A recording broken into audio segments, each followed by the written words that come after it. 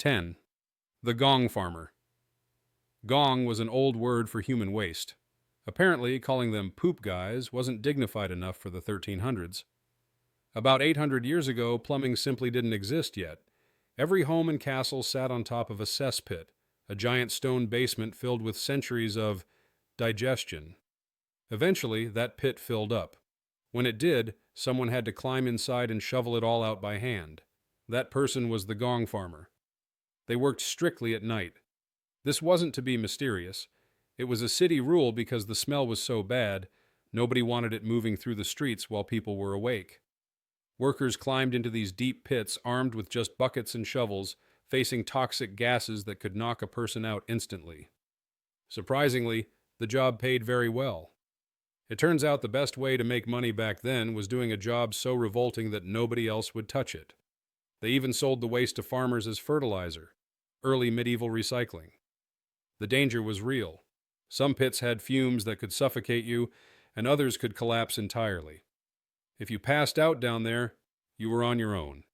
Nobody was climbing in to save you. But without gong farmers, medieval towns would have been unlivable biohazard zones. They kept cities running, one bucket of sludge at a time. It was disgusting, but completely essential. Was it a job you'd want? Only if you couldn't get hired as the village jester. 9. The Leech Collector. If you clocked in as a leech collector, your entire workday consisted of getting willingly attacked by worms. Medieval doctors were obsessed with bloodletting. Whether you had a headache, a fever, or just a bad mood, the cure was always to drain your blood. Someone had to go fetch the leeches to make that happen. Collectors waded into cold, swampy water and used their own bare legs as bait. The leeches weren't caught, they were invited. You stood there like a human buffet and waited for dozens of parasites to latch onto your skin. By the time you finished, you could be down a pint of blood before breakfast. Some people tried using old horses to catch them, but doctors often insisted on human-caught leeches. That was essentially medieval code for, we are cheap and don't care if you faint from blood loss. Infections were common. Standing in dirty swamp water with open wounds on your legs is a medical combination nobody wants. Still, without these brave, soggy people, medieval medicine couldn't function. They were essential workers, just never appreciated, comfortable, or dry. 8. The Fuller sounds like a respectable title, but the job was actually professional urine stomping. This was how they cleaned wool. To remove grease and oils from the cloth, they needed ammonia, and in the Middle Ages, the cheapest source of ammonia was stale urine. Fullers spent their days standing ankle-deep in tubs of old pee, marching in place to stomp the fabric clean. Towns actually collected urine in jars from households just to keep the fullers supplied. Imagine being the guy who had to carry those deliveries. The smell was so overpowering that fullers were often legally forced to work outside the city walls. It wasn't done for their safety, it was for everyone else's sanity. But despite the horrific process, they made fabric stronger and warmer. Your medieval cloak was only cozy because someone sacrificed their nose for it. 7. The Treadmill Operator. Before engines existed, we had people. Specifically, people trapped inside giant wooden hamster wheels. These were called treadmills, and they powered the massive cranes used to build cathedrals and castles. The operator walked inside the wheel all day, using their body weight to hoist heavy stone blocks.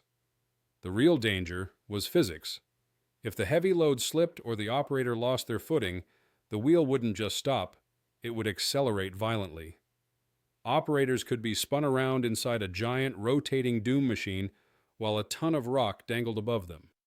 There were no safety regulations. The work was repetitive, exhausting, and frequently lethal. But without these human motors, Europe's skyline would look very different. 6. The Plague Doctor's Assistant. Everyone recognizes the plague doctor with the spooky bird mask. But while he got the cool outfit, his assistant got the actual nightmare. The doctor walked around poking things with a stick, but the assistant had to do the heavy lifting. They collected the bodies, carried sick patients to quarantine, and cleaned the infected surgical tools. Basically, anything dangerous or gross was delegated downwards. Protective gear was almost non-existent.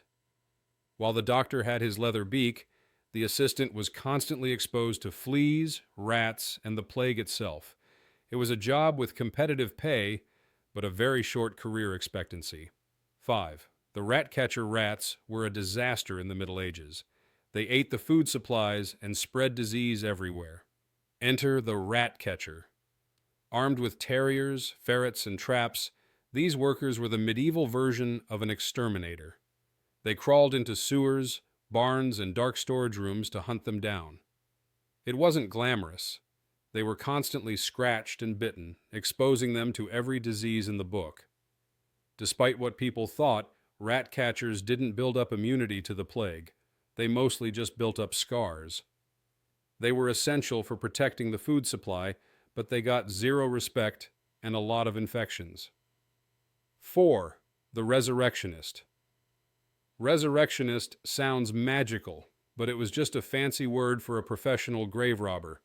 Medical schools needed bodies to study anatomy, and they couldn't always get them legally. So, the Resurrectionist dug up fresh graves at night to sell the corpses to doctors. It was brutal physical labor. You had to dig fast, ignore the smell, and get the body out before sunrise. If you were caught, you faced prison or an angry mob of villagers. Doctors usually pretended not to know where the bodies came from. These grave robbers actually helped advance medical science, but they had to lose their morality to do it. 3. The medieval surgeon. Being a surgeon 800 years ago meant working with rusty tools and zero anesthesia. They sawed off limbs, stitched open wounds, and pulled teeth with brute force. The medical textbooks were half superstition, so success was mostly luck. Sanitation wasn't a concept yet, so surgeons often spread infection just by touching you with dirty hands. If a patient died, which happened often, the family usually blamed the surgeon personally. It was bloody, stressful, and dangerous work. They weren't miracle workers, but unfortunately they were the only help available. 2. The Tannery Worker. Making leather was a chemical nightmare. Tanners took raw animal hides and turned them into usable material, but the process smelled like death. Workers soaked the skins in vats of urine, lime, and dog feces to soften them. Then they had to scrape off the rotting flesh and hair by hand. The chemical fumes were toxic enough to cause breathing problems, and the workers absorbed the smell permanently. Towns forced tanneries to be built far away because the stench was unbearable. They produced essential leather for shoes and armor, but the cost was smelling terrible for the rest of your life. 1.